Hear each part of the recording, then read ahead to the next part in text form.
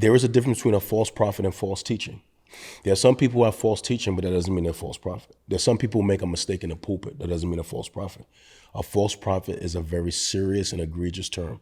What is a false prophet? A false prophet is any communicator that has been empowered by Satan to willfully lead God's people astray.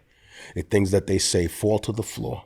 It does not come to pass. Their motives and agendas are evil. They are wolves in sheep's clothing.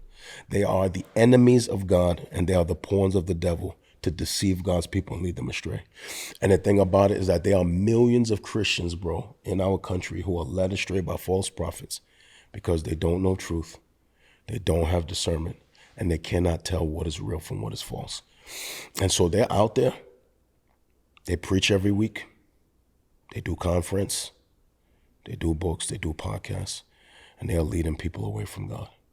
And so we need to understand what fruit is, what character is, and what discernment is, so that we're not led astray by false prophets. I had this lady one time, we was at, when you're a prophet, and there's a couple of questions, like I don't know if you're supposed to say I'm a prophet. So she like, hey, I'm a prophet, God talks to me. I said, all right, bet. You know what I'm saying? Like, I mean, I'm young, right? She said, man, I'm, when I talk, I knock people out. Like, when I lay hands on you, going down. Yeah. In my mind, I'm like, I don't know. You ain't.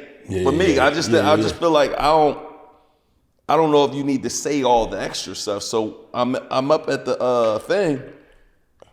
You push me, I'm like, I couldn't believe it. They want the courtesy fall. It was like, she took my hand and my chest. Of course I'm gonna go down. I mean, you went, bro, like, threw you down to the floor. Me down, and I fell, and I was like, that was not real. Antics. It wasn't a thing where I was real, and I'm like, antics, bro. Yeah, antics. I'm shenanigans, foolishness, and that's the stuff that's very pervasive in the church, especially among Black culture.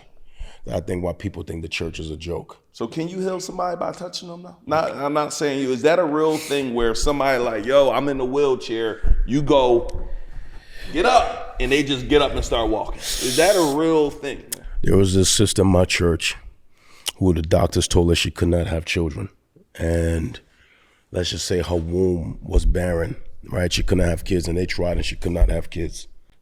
My wife, Lena, who's a godly woman, laid hands on that woman's stomach and asked God to open that woman's womb and to give this woman children.